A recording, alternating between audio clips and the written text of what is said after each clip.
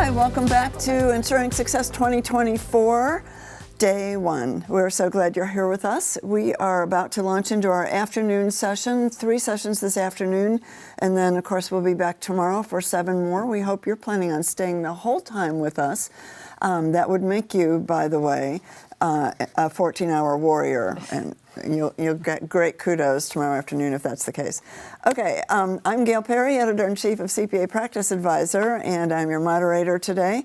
I am going to mention first the names of our sponsors, because this event would not be possible without the help of all of our incredible sponsors, who include ADP, Avalara, BotKeeper, Canopy, eFile4Biz, WriteWorks, SafeSend, SureLink, Wolters Kluwer, Xero, Zoho, and the sponsor of this particular session is CPA.com.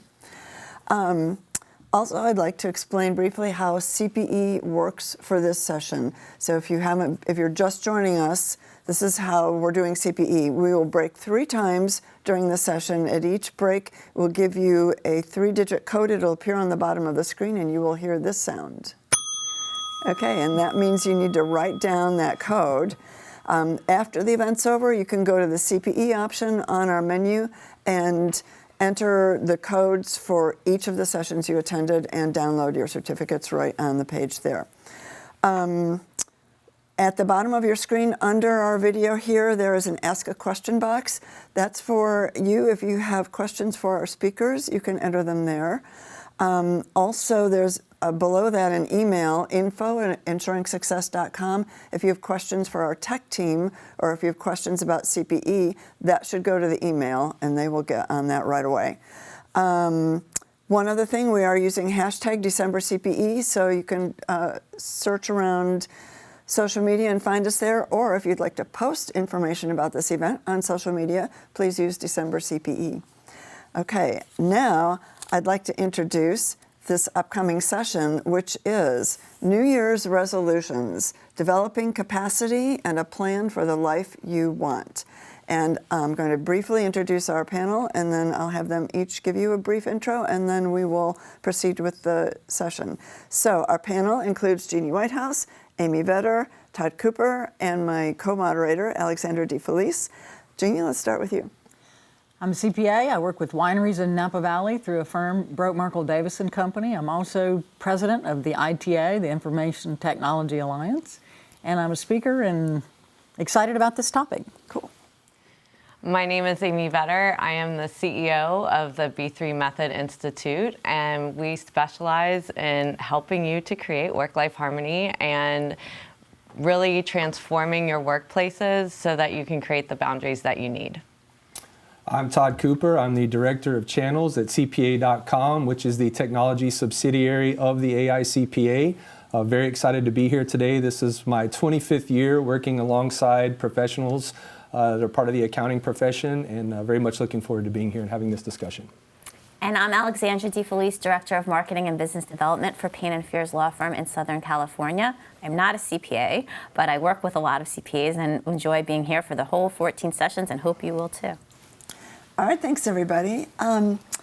So we want to start off with a question for you guys before we get into even talking about what might constitute developing a plan for the life you want. And Alexandra, do you want to launch that poll? Yes, I'm actually going to, we're late. This poll is just going to actually be whether you have a life plan. We just want to see what kind of feel people out on the poll, and then we'll have an open-ended question later. So it's just simply yes, no, I'm working on it, or I'm considering it. And we'll let you know the results soon. And while we're waiting for results, let's try and define what we mean by life plan. I'm going to start with Amy, because you do this for a living. That's the place to go. So a life plan is not a business plan. And I think it's really important that we take the time to really think about what are the things that we want in life, what creates our energy, what are the things we enjoy inside of work, outside of work, our family life plan, all the things that are important to us. And too many times what I see is that people really focus on career goals, but not really aligning it with what is their purpose, and are we actually aligned with that so we don't get burned out as we move on in our career. Okay, you guys want to add anything to that? I just want to say, where were you 30 years ago when I started out on my career? Because I don't think we think about that. You know, our generation, my generation, Gail and I generation, we had a mission to get a job, right? Right. We got the same one. We both worked for Deloitte. Yeah, we were both at Deloitte. We started in the traditional track, and it wasn't until much later that I started to think about what I really wanted. I knew what I should do, and that was what drove me for most of that time. And so I think it's a great message to have, but I think a lot of people are in the same boat. We don't have time to think about what we want, or certainly to create a plan on how to get there. Well, I think what's important is that there is no expiration of when you can create a life plan. So, well, there is one. Yeah, There's that's one. true. Yeah. Let's hope we figure that out before. Well, sometimes you don't. But it is important that we don't, use any excuses in our life of why we can't. And at any age, and I think for all of us that happen at different points, and we're here now to basically say, don't wait. Do this as early as possible. I think the biggest thing that you mentioned earlier is just finding the time to do that, right? Like, when can you find the time to focus on that, and not just always measuring your success in life, just tying that to your career success, right? We need to spend time to focus on, well, what other aspects of our life are we successful in? I think that's really funny that we don't have time to live our lives, think about the lives that we want to live, but it is so true. Yeah. I have all these lists of things I've got to get done. And Exactly. right. Yeah. Well, we got to family think and about this as a client. And that's the way I try to position it, is that we are just as important as a client. And we need to put time in our calendar that we are blocking off just for us, because we show up better for our clients and for the people that we work with as well, and for our families when we do that. So it's not something to feel guilty for. It actually brings out the best in us. And it's not something that you can just check a box for, right? I've, working alongside CPAs and accounting professionals for 25 years, the tendency, just by nature of what they do for a living, is to check things off, right? I've got a list. I've got things that I have to do, and I'm checking it off, and I'm doing things for my client. I'm doing things within the firm or within our own organization. And what we're talking about is not always tied to just checking something off. It's more long-term and thinking about it, and what does that entail, right? So that's There's a tough no mindset. PPC. Right, no. And I just want to clarify, you mean we were supposed to actually check things off on those lists? We're supposed to get crap done and not just keep adding to the list and that's adding true. more and more things. So The list is never going to end. I know it. That's so true. So how about our audience? Do they have a plan? Yeah, it's really interesting. It's like pretty much even across 29% said they do, which I'm surprised. Those are young people. That's interesting. They have a longer life to live and a plan for it. 30% said no. 33% said I'm working on it, and then 8% said I'm considering it. Very cool. That's fantastic. I think that's good. So if one wanted to go down that path, where does one start? Like a blank sheet with check boxes that you fill in? Exactly. Which spreadsheet do we use for that? Right, which So spreadsheet? fill us in, Amy. You're the expert. The rest of us are just winging it. Well, in your resources section, we did add a worksheet for this. Yeah, which you haven't gotten yet, but you will. Yeah, to really help you with doing this on your own. And I would say taking some time and just being silent and allowing yourself to actually block off that time. This is a great time of year to be doing that as well. But, one of the things is that we can feel like we're off, but not necessarily know why. And doing something like this helps us to really get in alignment of where our gaps are and where it is we're trying to go, or what training we need to do, or things we need to do in our own life to help us. So what we put in there is what we call work-life harmony. So we have pillars to that where you'll be able to assess for yourself if you're too much or too little in certain areas. And there's areas such as finances, such as joy, happiness. The other things are, we need to exercise and health and the food that we eat. So there's a section for that as well. And so it will walk you through that process. So if you want a guideline for it, that's why we provided it as a takeaway for this session. And I think a good place to start is to just define, what we're talking about, creating capacity, but define what capacity, right? Am I trying to create mental capacity to be able to handle, some of the things that are coming my way? Am I trying to create physical capacity so I have more time to do something? Is it financial capacity? There's lots of things that you can focus on, but really defining, it's easy to say, well, I want to create capacity to have more time to do something, but what does that really mean? And start to get very granular in what areas that we're trying to improve on. And there's going to take you're probably going to have to invest not just time, but some other things that you're probably going to have to invest in order to make this journey successful.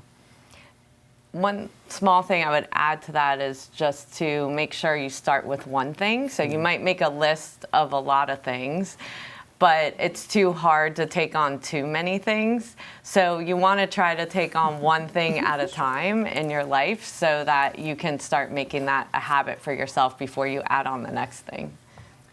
I think it starts with one of the things we do with our clients is, why are you doing this? Defining your why, the Simon Sinek Start With Why book, and really understanding what it is that you're put here to do. And some people don't know that right off the bat, but if you really look back at what you've done and where you found the most joy and where you feel like you made the biggest impact, you can start to define the things that are your essence.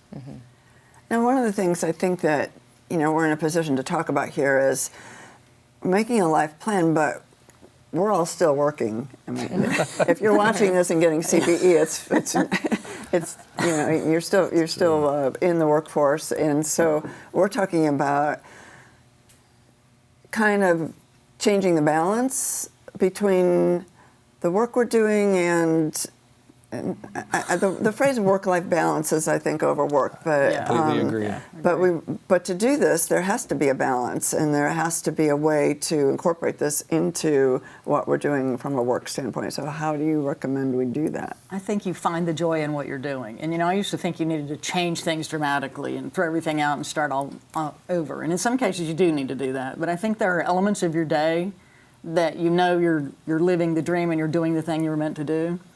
And your goal as a human should be to do more of that. And to the extent you can outsource some of the stuff that you don't like or you don't enjoy, that frees you up to do more of the joy stuff. And I think we don't do enough of that. Again, we do what we have to do. We just suffer through whatever the negative things are.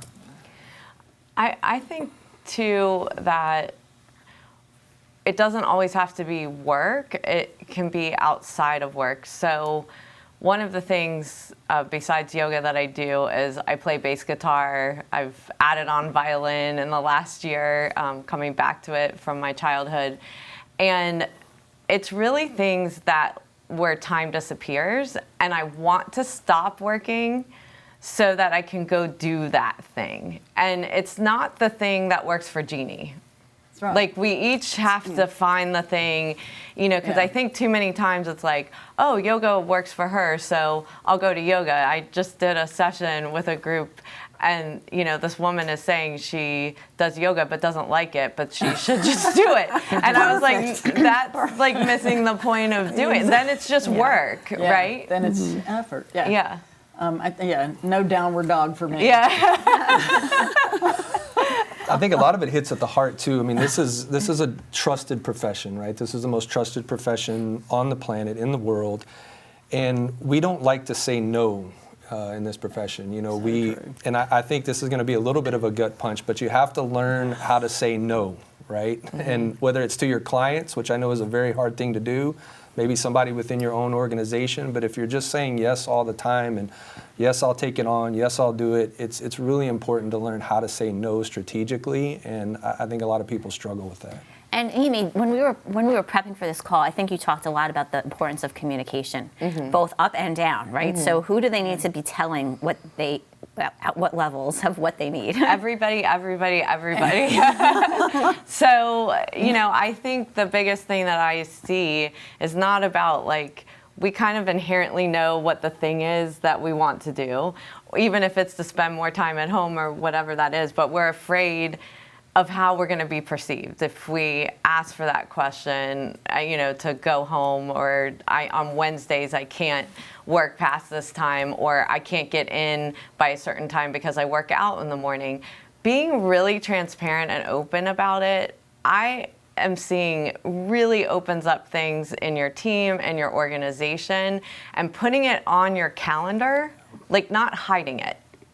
And I think when we talk about, even the pipeline issues, sometimes this is an issue where there's people in firms thinking, oh, I never want to work like that, and so I'm not going to be a partner. But the partners in their rooms are like, well, I took Friday off to go golf. Well, was it on your calendar? Did you let anyone know that you were doing that? So that people understand that this is available to you and people are doing it as part of their work.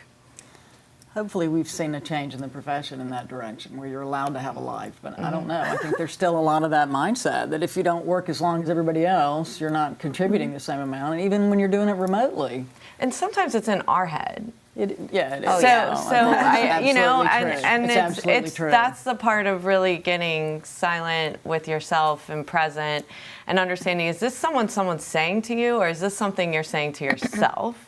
Yeah. We've got to understand that first so that we can actually make that shift to communicate. Are you saying there's some perfectionists in this profession? Yeah, and people pleasers. Don't you think that the current generations that are coming into the profession have gotten a lot smarter than we were, and they're coming in and making that a part of what they're saying? Right. So I'm looking at that, and I'm saying we can be the bitter old people that say, well, when I was your age, I didn't have to do that. I had to sit in the office for 70 hours a week and blah, blah, blah. Well, that's not fair. Or we can go, wow, you're a role model for me. Exactly, so, I can learn from that. Well, I might say, I might want to leave to see my kids' baseball game. They want to leave to play their own baseball game. And why not? Why should they not be able to do that, right? That's right. But then how do you create that culture within the firm to be able to be that open and honest without feeling bad, like you're going to be reprimanded or criticized? But before you answer that, yes, we're going to take a quick break. We're going to hear a word from our sponsor, and then we'll be back with your first CPE code. Gain a new level of distinction and security with .cpa, a restricted domain exclusively for individually licensed CPAs and CPA firms. Enhance client trust with a verified web identity. Strengthen your brand with a more relevant URL. Join the thousands of firms that have already secured their unique .cpa domain. What's your .cpa? Discover it today. All right, we are back. At the bottom of your screen, you'll see the first CPE code for this session. That means you better write it down if you're planning on collecting CPE credit. Okay, I'd like to get just a little bit more granular here, because we talk about, well, we need to put time on our calendar and to make this plan and devote time to us in order to think about what we're going to do. But what do we actually do? Okay, I put time on my calendar every Thursday from 2 to 4 for me and for my life plan, but then what? Then you call Amy.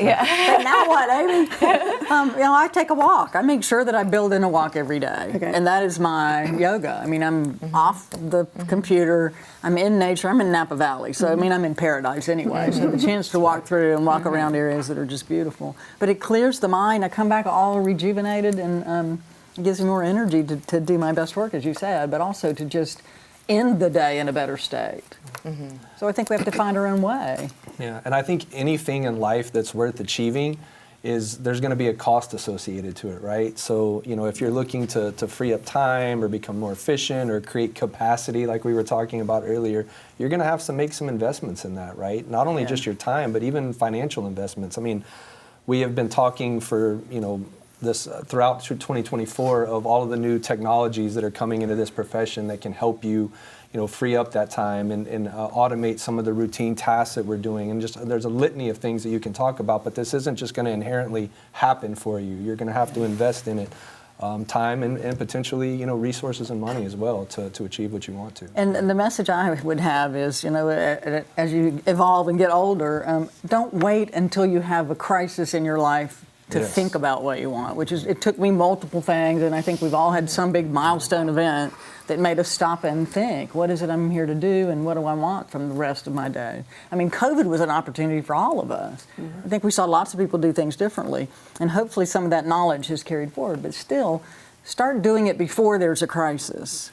Start thinking about how you can live your best life, not how can I recover from whatever this thing is and be better after that. So Todd, you talked about the importance of writing it down, or right. will not Yeah. manifest. Yeah. What are you writing down? and how often do you need to look at that piece of paper or rewrite what's on there? I actually learned this from my son, who is involved in middle school athletics, and his coach told him, whatever you want to achieve, write it down on a piece of paper and stick it on the mirror where you brush your teeth every morning so you see it. Because if you don't see it, you can say it in your head all you want to. I want to do X, or I want to spend more time with the family. I want to have more time to do charity work, whatever the case may be. But if you don't write it down, then it's really hard to hold yourself accountable to something. So I do that. I have my own personal goals that I write down, and I reference them just to hold myself accountable, because otherwise it's out of sight, out of mind. You have the best intentions, but if it's not written down and you can look at it, then it's hard to follow. And also in that, do you put down, well, how am I going to get to those things? Yeah, you have to, and I'm sure a lot of that is something that you do when you're coaching these firms and these professionals as well. Yeah, you have to take the steps to write those down and make sure you're holding yourself accountable that you're actually doing that. So I can get a little more granular of some steps, to really think about, it's really about habit change. Mm-hmm. So if what you hear yourself saying is, I'm too busy, I don't have enough time, and that's why I'm not doing it, so I use that as my reason, then I need to go back into that belief system and figure out, what is it that's creating me not having enough time? So I'm just going to use one that I hear a lot, which is meetings. I have too many meetings, and I, can't create space on my calendar and so forth. So the first thing is, just like Todd said, but I've got to back this up of where I want to be, right? I've got to put a stake in the ground of what it is and recognize what's creating the issue. And then secondly, I need to think about what I need to do in order to create space on my calendar, so I do that.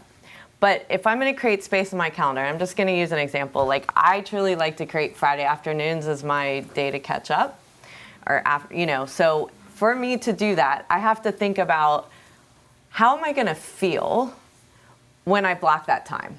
So we think those meetings just happen to us, but some of it is because we're afraid to say no to the meeting. Yeah. So I've got to have a mantra in my head of I'm going to serve everyone better by blocking this time. I need to write that mantra down, and I need to see it when I'm doing it. The other thing is, I need to think about, what is the location I'm going to take that focus time in? Is it going to be a walk? Is it going to be in my house to get my own work done? Is it going to be, where is it going to be? Can I close my door in my office and not get interrupted? And then the other thing is the feeling that I've got other things I need to get done, or emails. So I've got to if I'm going to block off from noon to the rest of the day, then at 11:30, I need to start clearing out emails so I can clear that space in my mind and be able to make sure that time is blocked off. Do you sit in out of office that says, I will be unavailable for the rest of the afternoon? Well, I block you can. I block my calendar, or you communicate with the people around you that this is block time, so that they understand it. It's not personal. It's that I need to get certain things done so I can show up better. I guess I need for the clients, because if you're in a rapid response place where they expect you to respond within an hour or do whatever. they? Yeah. We think they do. We think You have to, You have to shut that down. That's the discipline part. That we're always on. This is the downside of what we're doing with remote work and everything that life past COVID and having all these devices. Everybody expects us to be on all the time, and we have to retrain the people that we're dealing with so that we do have and an end of day. And ourselves to not expect, if your phone buzzes, I got to answer it. Whatever it is. But I have a slightly different perspective on making things happen and deciding how you're going to get where you want to go. I do stuff, and I live in California, y'all, so, there's a lot of woo-woo and aura and all that stuff, but a visioning process where you don't have to know how, but you have to be clear on what and what you want to feel like when you accomplish something. And to me, that's the thing that I always I couldn't imagine it if I didn't know what the steps were going to be, because we're accountants, we're linear. But when you get clear on what it is and you feel what it is you're trying to get to, I think it aligns you around that and makes things happen that make it possible. And then you can do the steps. But I think we always go to, if I don't know how, I can't imagine it, right? Because I couldn't imagine many of the things that I'm living right now, but I could feel what I wanted to feel like when I got to a better place. And eventually that happened. And then I read a book about writing it down, make it happen, and it was by an author, and I can't remember his first name, I think his last name was Horowitz.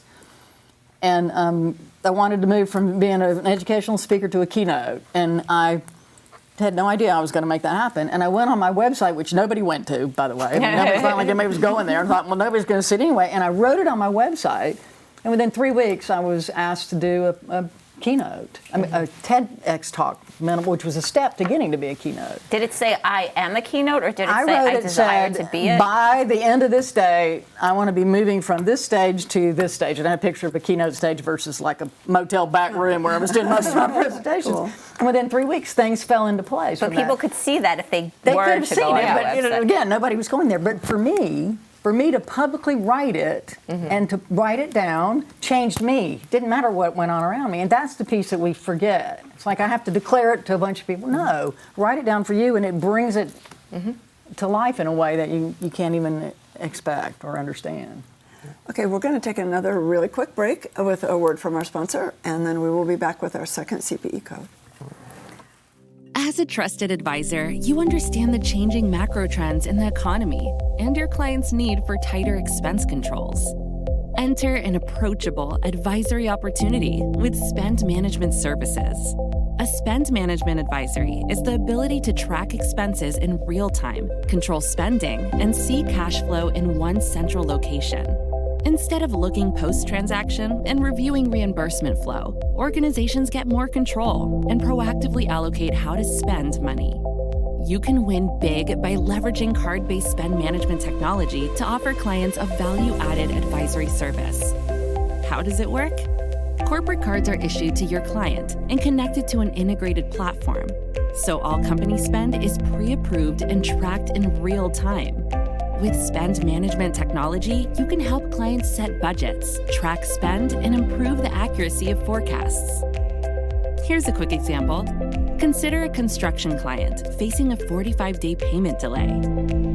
With spend management technology, you can help them identify potential problem areas in real time, allowing them to strategize proactively before the project's completion. The construction company can create a spending plan that accounts for the payment lag by assigning preset spending limits for employees, departments, and vendors. To learn more about spend and expense management, view our additional resources at cpa.com/spend-management. All right, we are back. Welcome back. And if you look at the bottom of your screen, you will see the second CPE code for this session. Okay, so be sure to write that down if you're planning on requesting credit for this session. I wanted to expand a little bit on something that Jeannie said, where she talked just before the break, talked about making the decision that she was already a public speaker, but she wanted to take it to a new level. And even just taking that step of putting it on her website was the first step in getting to that point. And I think we've been talking about, a little bit about life plan, with the idea that this is life and work's over here. But these tools are also useful for adjusting the work that you have and the way that you work and the things that you do in your work. And so I wondered if we could go a little bit farther with that and say, how can we use this, setting aside time on your calendar and making a plan and following through on that plan? How can that also apply to not just the things you want to do in your personal life, but also your business life? Want me to Yeah, go ahead. I'll do a little bit on, I mean, we do this with clients, and we need to do it with our own businesses. First of all, define why we're in that business, why I'm a CPA and not a ballerina, which we all know why, because I can't dance and I'm awkward. But why I became that and what it is about this profession that motivates me. And then align everything that you do around that from a work perspective. And the same thing for life. You know, what do I want to end up with or as, or what do I want to be in the world? And then when we're doing this with clients, we ask them about the financial aspects, customers, operations, people, and their end in mind. And knowing where they're trying to go, we can then align ideal outcomes to support that. And it's the same thing we do I use the same thing for myself. Where am I trying to get? And what do I need to do across each of those areas in order to bring that to life? And I think it very easily translates from personal to business. I know you have a lot of tools, Amy. Well, I think number one is prioritization. You know, and that's really what you're talking about. And, you know, when we get to whatever that vision is, it's really important that we're prioritizing the things that we're doing in our day and making sure it's aligned to that. Because we get distracted by every other thing that comes in during the day. And is it as important as the thing that's going to get you to where you want to be in your career or in your workplace and so forth? So I think it's really important to take time. You can either take time after work or before you start your day to set 2 or 3 priorities that you must complete that day. That is going to help you, even if it's like micro amount to get to your goal, that you feel like at the end of the day, I did something to get me there.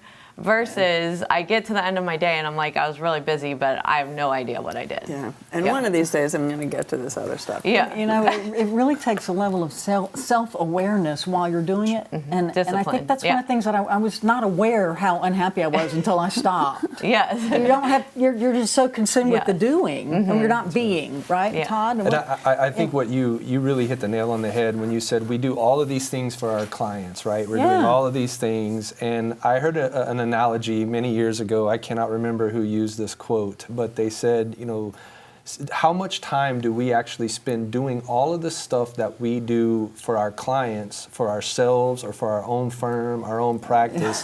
And the analogy that they used was the cobbler's kids are the last ones to get shoes, right? So, you know, we do such a fantastic job for our clients and the people that work within our firms and different things like that, but how much time are we really taking to do it for, you know, our own firm and working on those things? And I think if you're getting energy from the work that you do during the day with clients, you have more left to think about yourself. But when I was doing tax for 15 years, and I was no way should have been doing that. And when I was done at the day, I had nothing left for anything. I had no energy left. I was a zombie pretty much, and I didn't realize how much I was missing again until I stopped. I walked away. When I made partner, I went and said, I'm not doing this anymore.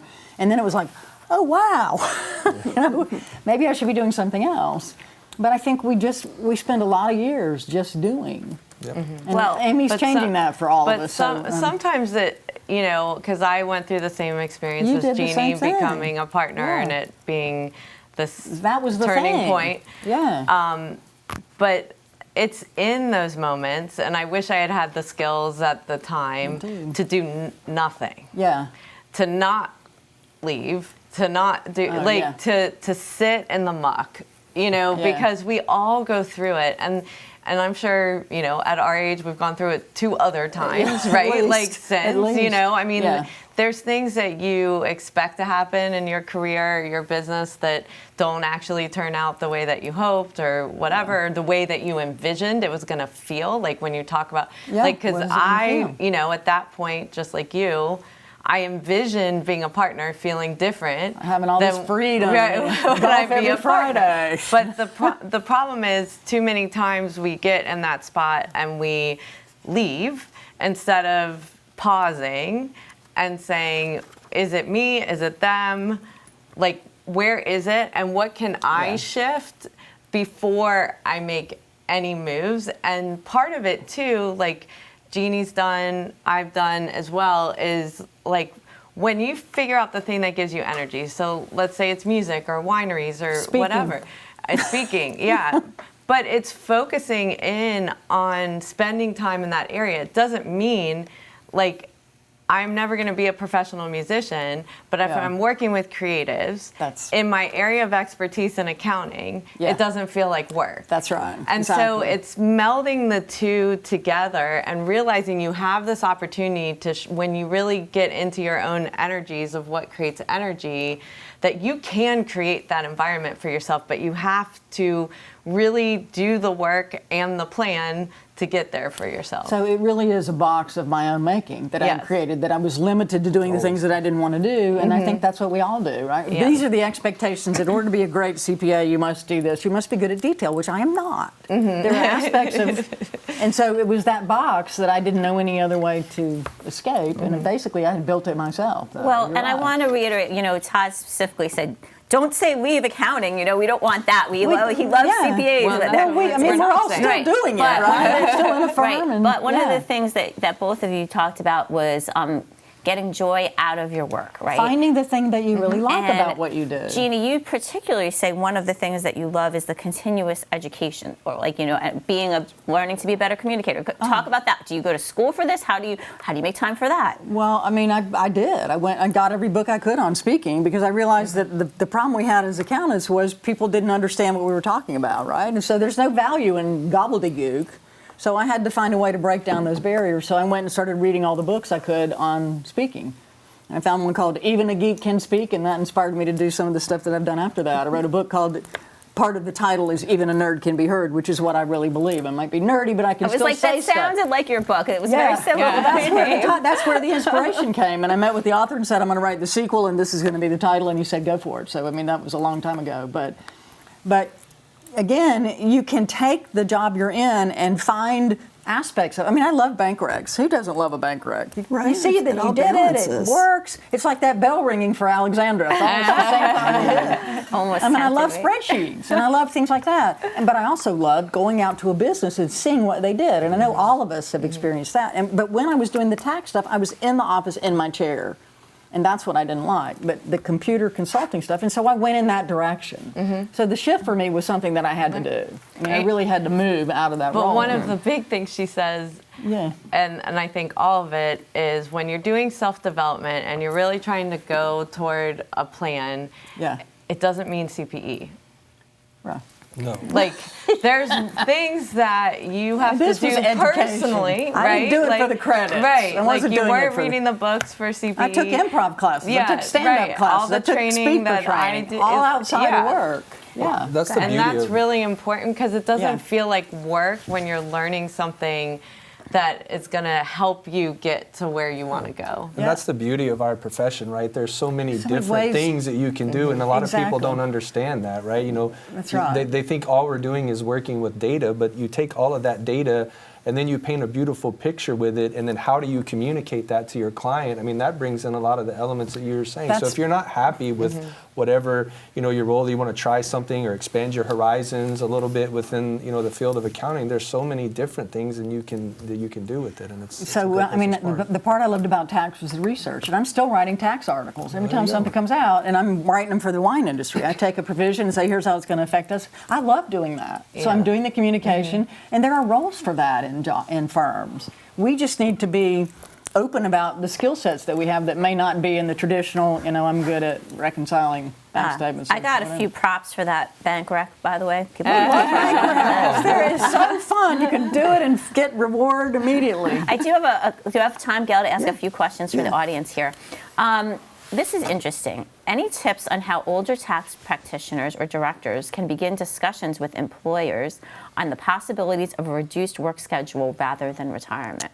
Oh, that's a really good question. You want to take that one, Todd? There's a demand for staff right now, right, Todd? Yeah. We need good trained resources. I think, we all need good help, right? Everybody does within their firm. So I think, just having an open, honest conversation with it. I'm a firm believer in just being open and honest with somebody. The more you tiptoe around a subject, or the more you try to, manipulate it and try to come up with a good way to say something, just be open and honest and say, I've been a good employee for a long time. This is the work I've done. This is, what we've been able to accomplish here within the firm, and I want to talk to you about, my work schedule. There are more opportunities for part-time work for Yeah, people who there's a want to do lot. that than we have ever had in this profession. So if that firm won't get it, I mean, there are opportunities. People are desperate for skilled, Yes. informed labor, especially around tax and audit and traditional stuff, plus the advisory space. There's and all also kinds of new ways to do it. outsourcing companies you can work Yeah, for. you can work that whatever are hours you U.S. want. based, that are, Yeah. you know, actually, you know, someone comes to them and says, I need $20, $20 hours. go, Amy. Yeah, 20 hours of a tax preparer that They're is desperate. seasoned, and they need Yeah. someone to be doing those, you know.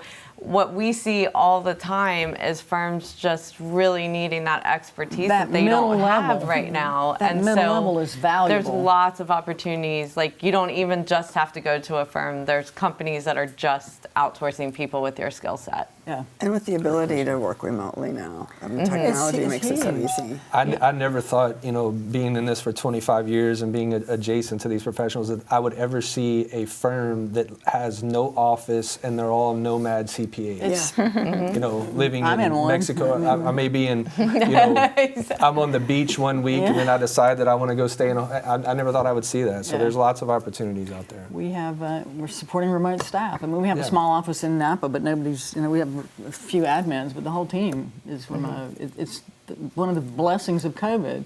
But you also have to work even harder if you're working remotely to stop, to That's very separate true. your workday from. Well, because everyone's on different Yeah, time you got zones meetings as and- well. yeah, So it gets it's difficult. how you work your capacity based on that. Yeah. So speaking of stopping, Gail, did we need to stop to take another break?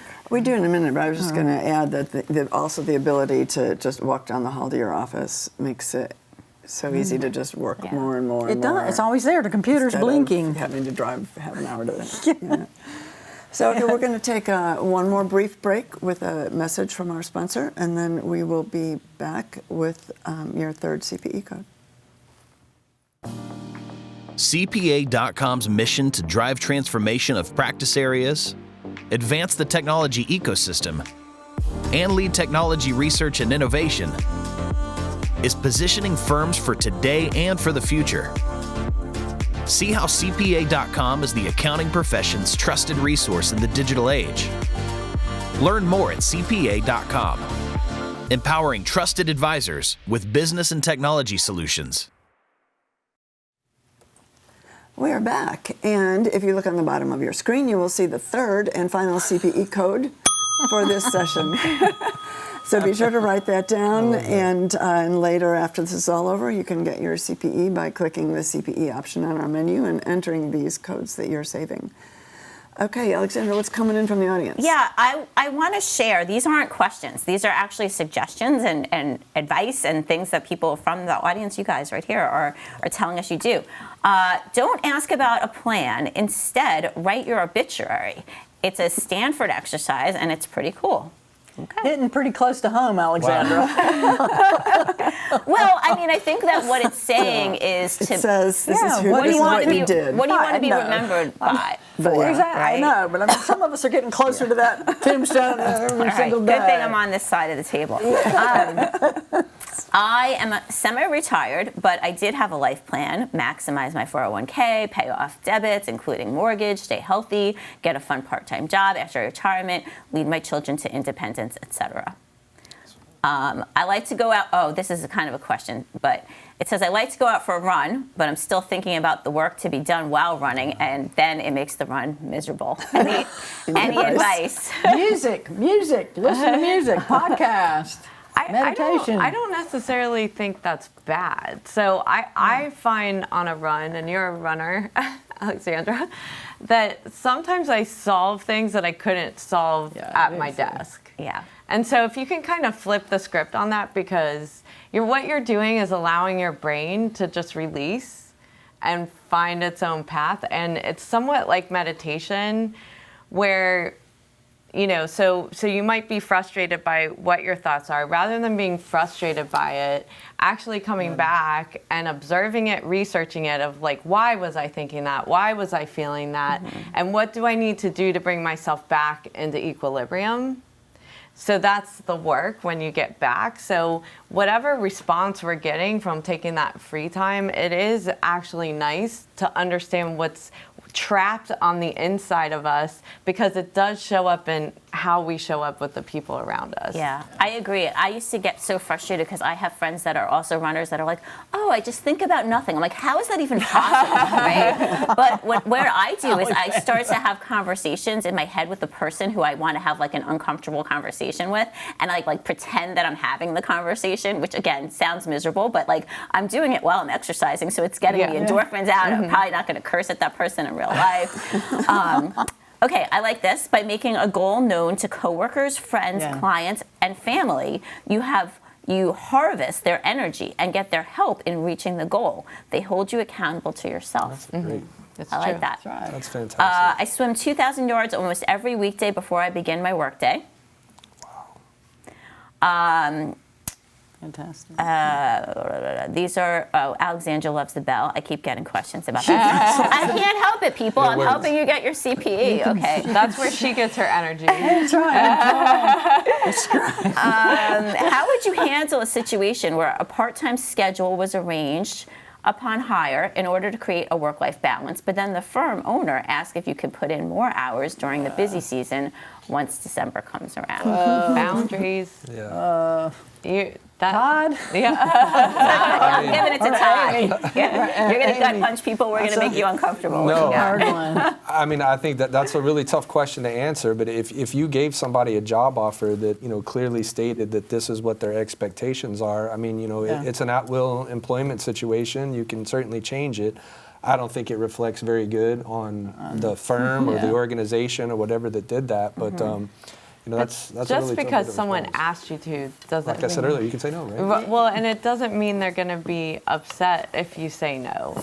But You just have to have the conversation. that is the hardest thing, I think, for our profession, because we are wired to avoid conflict. And to us, saying no is a conflict, right? Right. It's a me saying what I want versus you, which means I'm creating a conflict situation. And I think it's really hard for us to say no and for us to hold firm to what we know when we also don't have confidence. But I think ourselves. you can approach the conversation with questions rather than saying no, where you go in and ask, what do you why mean? are you asking me for these extra hours? What's behind it? So that you can better understand.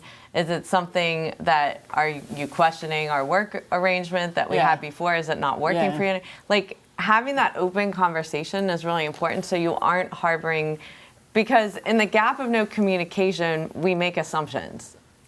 And those assumptions, then every time we see that person, that's a perception we have of them, rather than approaching it maybe different than we expect to approach it, and not sending a crazy long email about it to somebody, just have that open and try to seek to understand why they're asking you to do that. I love that, because then you can gain an understanding. I mean, Go deeper into the request. you can be productive. Just because there's a managing partner that may walk around the office at 7 p.m. at night and want people to still be there, that doesn't mean that they're being efficient or productive just because somebody's sitting in the seat, right? So true. Like And that the has mindset. nothing to do with it, just because you physically see somebody there. So I love that suggestion of just asking the question to gain a deeper understanding of what's really going on here. So, Alexandra, you need to connect that person with the person who wants to work part-time, and then you can solve that problem.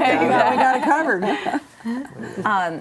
So there's another question, and maybe this is too complicated, but they were talking about their retirement buyout, and it was a multiple of their last year's compensation, and it ended up making them miserable because they were working so hard, and then they didn't think about what they wanted. So what's a better way? They're asking what's a better way to structure retirement buyouts that benefits the retirement partner and the Talk to person. private equity, y'all. Private equity's changing this whole buyout thing. And Not kidding. doing We're all not kinds going of to be crazy in an stuff. Amway situation anymore.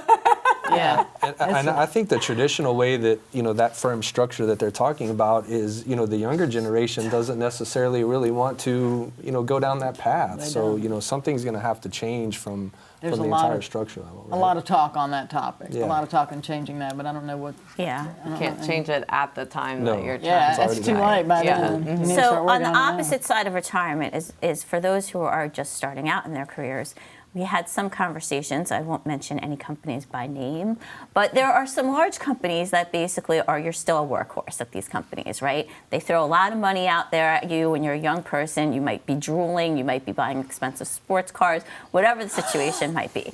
When you realize that this money is not making you happy, like, how do you walk away? What do you do?